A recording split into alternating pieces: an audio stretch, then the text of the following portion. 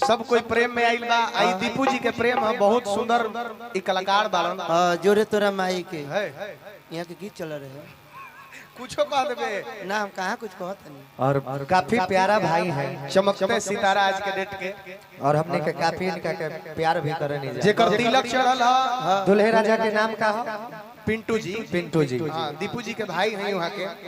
और चाहब दुल्हे राजा रुआ कानों तले आवाज पहुंचत होके तरुआ मंच तक आई। आ जाए और बहुत ही सुंदर कलाकार ए देश के भविष्य जरा से लिखा था भाई बुलेट राजा गुड्डू गुलजार जी, अर्जुन जी, जोरा नहीं के भाई लोग के, कृष्णा जी, मधोसी जी, सबके स्वागत अभिनंदन बा।